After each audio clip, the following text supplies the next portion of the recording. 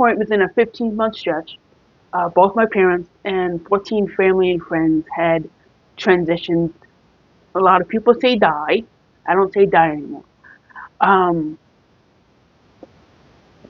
both my parents and 14 family and friends were no longer in this reality with me. And that was grievous. And if it wasn't for my mom's service dog, I probably would have killed myself because I didn't understand why they weren't here. And they had left at a time in my life that I needed them more important. If any other times I needed them, I needed them then because I was bedbound with various infections. And doctors wanted to put me in hospice. And I just felt alone and confused. And this is not my life. And it's very important that this has never been my life. I didn't know why I came. I felt like an alien. I didn't feel comfortable. I had no idea what the heck was going on. What the heck is the meaning of life for me? What the heck's the meaning of life for you? And then recently, as I'm studying this and I'm traveling around the country, visiting rescue after rescue after rescue, because I thought that if I've gone through all this negative stuff with, okay, I didn't say negative. I looked at it negative then, with I was diagnosed with stage 4 terminal cancer, given less than a month to live. They said I had well more than 7,000 cancerous tumors in my body that had metastasized in my lungs, and I should start chemo immediately. I got a distinct voice from something in my being that I didn't understand what it was, and that distinct voice inside me told me specifically to stop chemo and follow the voice. And I did. I stopped chemo and followed the voice. And 6 months the day I was diagnosed, I was completely, I guess they call it in remission. I don't know why they call it in remission. I was completely cancer free. And I followed that voice, thinking that I didn't know what I was thinking. I was like, oh my gosh, I'm like a miracle. People call me a medical miracle. But since that time, I've been a medical miracle over 42 different times, being diagnosed with over 36 incurable and terminal diseases I have. And then I went again, I followed that voice, and now I'm healthy. But what is that voice?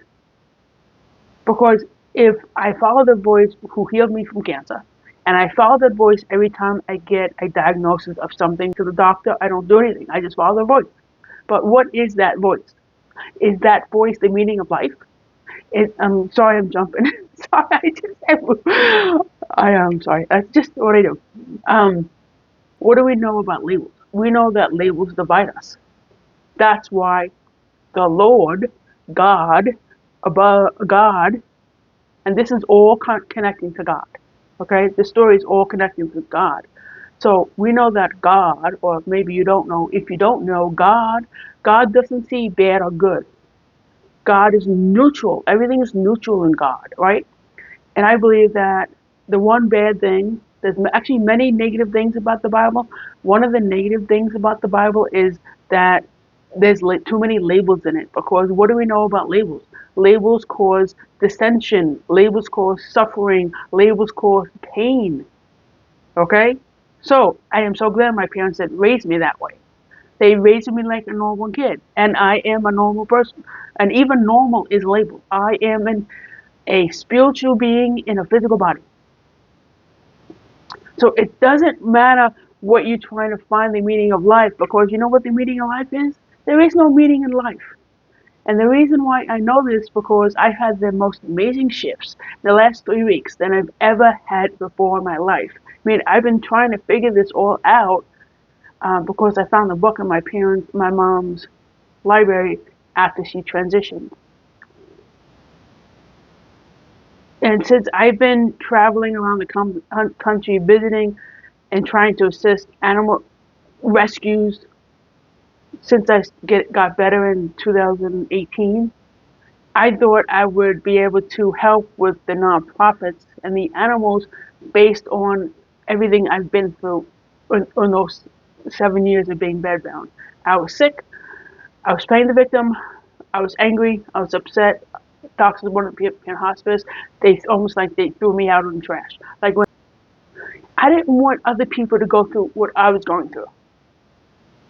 I didn't want people to do that. So my mom's service dog and I, after all the wounds on my body finally cleared up, which only why is it working out perfectly for me and other people are transitioning?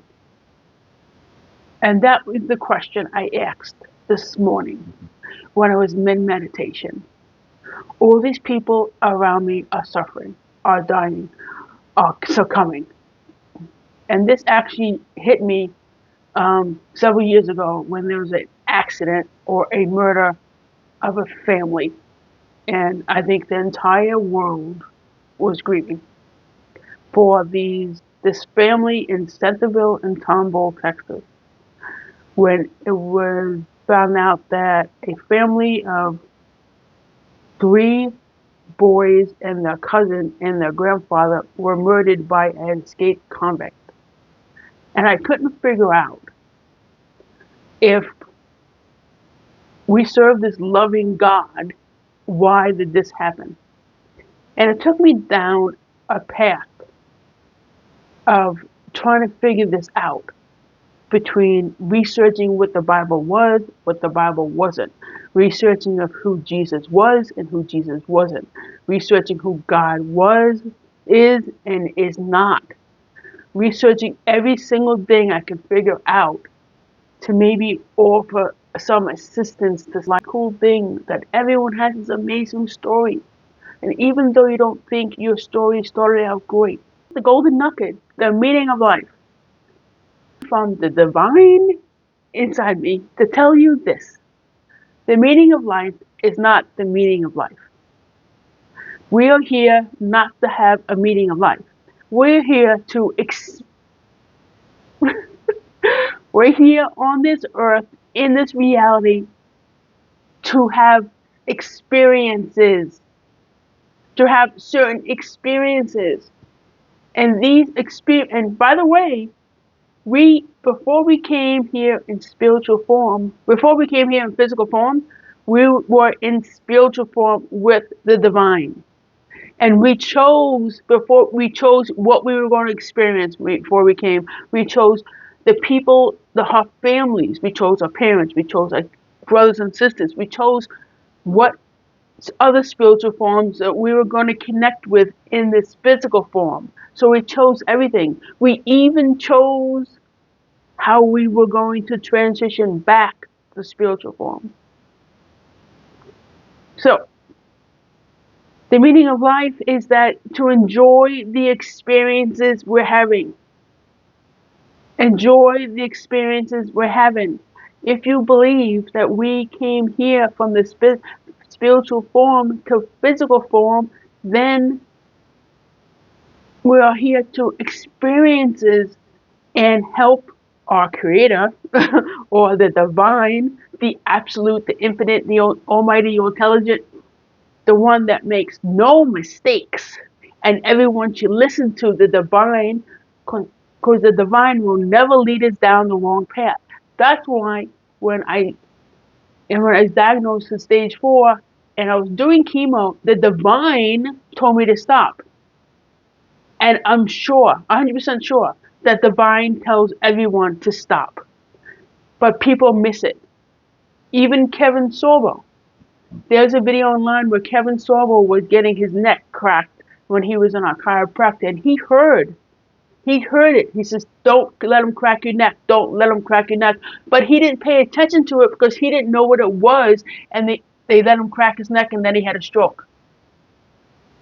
So that still small voice inside you will lead you, will guide you, but so many people are listening to the white noise of social media, scrolling on social media and getting bullied by their doctors and being told what to do by their family members. But listen to that still small voice, because that still small voice will guide you to the right path.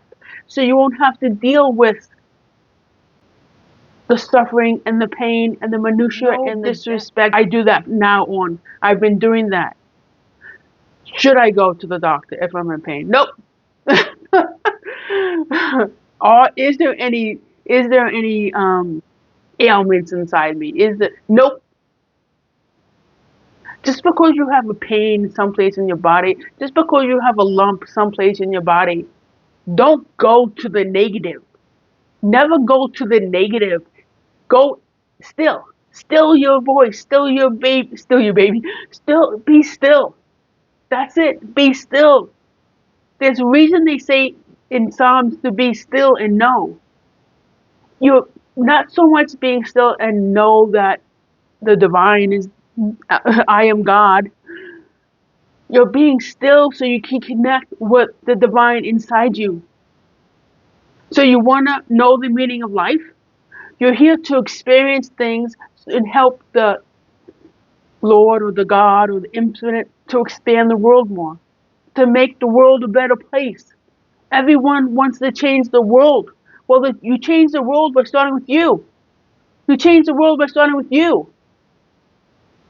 You're here to experience life in order to help the divine expand the world for the good. And if you see the world bad, that's because you're not experiencing the good you need to experience. You need to experience the good and connect with the divine within you so you know where to go. Change your reality, change your perceptions, change your thoughts, change your emotions. You want to see the good in the world? It starts with you. You want to see the good in the world? It starts with you. You want to see the good in the world? It starts with you. Thank you for being here.